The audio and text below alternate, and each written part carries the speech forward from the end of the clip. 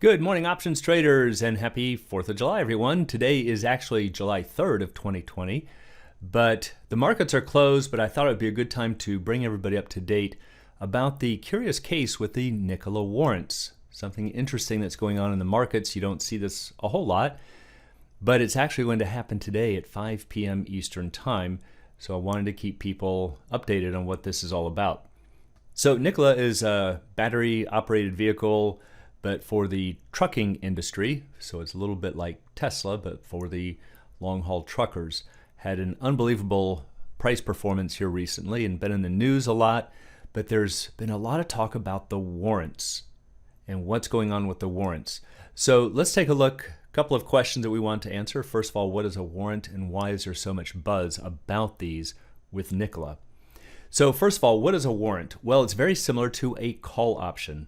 It gives the buyer the right, not the obligation, to buy shares at a fixed price through an expiration date. And you're thinking, well, that sounds exactly like the definition of a call option. And you're right. It is exactly the same thing conceptually, except that warrants are issued by the company. Just like shares of stock, the companies actually issue these things. So unlike a regular call option that just takes a buyer and a seller. So if I say I want to buy the $100 call and you agree to sell the $100 call, boom, we've created a call option. That wasn't created by the company, it was just done by a buyer and a seller. So that's really the distinction with the warrants. Most of the time they are attached to equity deals, most of the time probably with bonds as to what's called a sweetener, to try to sweeten up the deal to entice bond investors. To say, yes, we're getting this money from you as a bond, it's a conservative type of investment, but if the company takes off, you will have the right to participate in these shares should you choose. So with the Nikola warrants, they were traded as part of the equity deal with VectoIQ that used to trade under VTIQ, and it's really what's called a special purpose acquisition company. It's a little complicated, but it's a kind of a faster, more efficient way of bringing a company public. So they were created really with the sole purpose of bringing Nikola to market. And sometimes you'll actually hear it called a reverse merger. So as part of this deal, Nikola said that one warrant equals one share of Nikola at $11.50. So if you are in possession of a warrant, you have the right to buy one share of Nikola for $11.50. Now on June 4th, VTIQ actually became Nikola. The ticker just switched and VTIQ went away. So once again, VTIQ was done for the sole purpose of bringing Nikola public.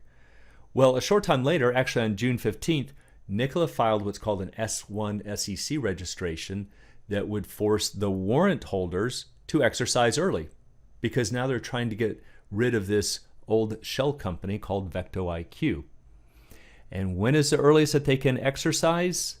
Today, July 3rd, 2020 at 5 p.m. Eastern Time. So what's created the big buzz in the market is that with these warrants, relative to the stock, they've been trading at a steep discount. And so it looks like free money. So based on the closing prices here, the warrants closed at 31 and the stock closed at about 57. So think about it. If you could go out and buy the warrants for $31 and then pay the $11.50 exercise price, you've got $42.50 into the deal, but the shares are trading for 57. So if you look at that difference, it looks like $14.50 of free money.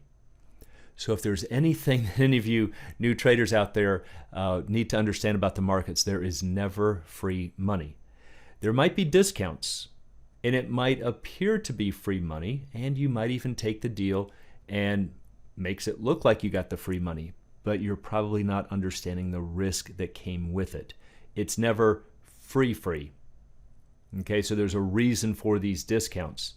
So one of the big risks that you're taking here is that it's going to take 2 business days to settle, minimum. Probably going to take more like 3 or 4 in these cases. But the point is that while you're waiting for those shares to be delivered into your account to sell them, stock price is going to be falling, most likely for reasons I'll talk about shortly. Well, this little risk has led some traders to say, well, what if we hedge the position? What if we buy the warrants and then short the stock? That would lock in that difference. There's a problem here too, another risk. Nikola is on what's called the hard to borrow list. It's extremely difficult to locate shares in order to borrow, in order to short.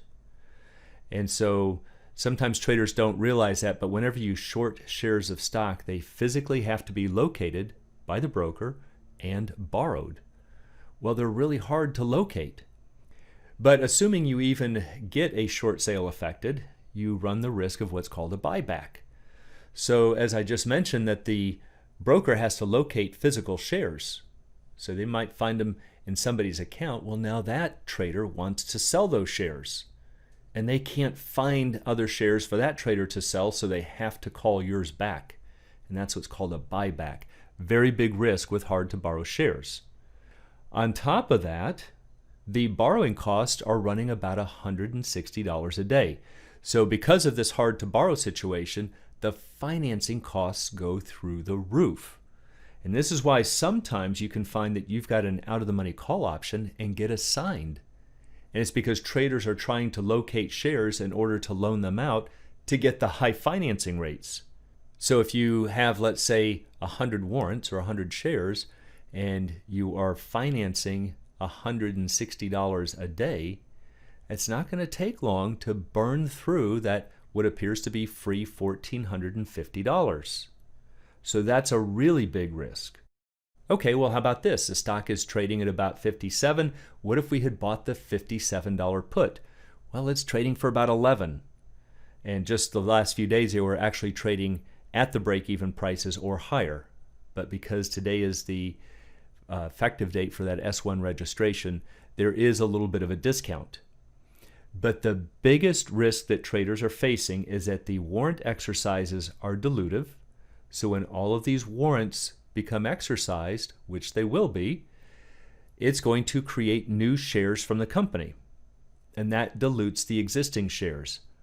But perhaps the biggest risk of all is that in that same S1 registration, it lists that nearly all of the private investors plan to sell 100% of their stake in Nikola.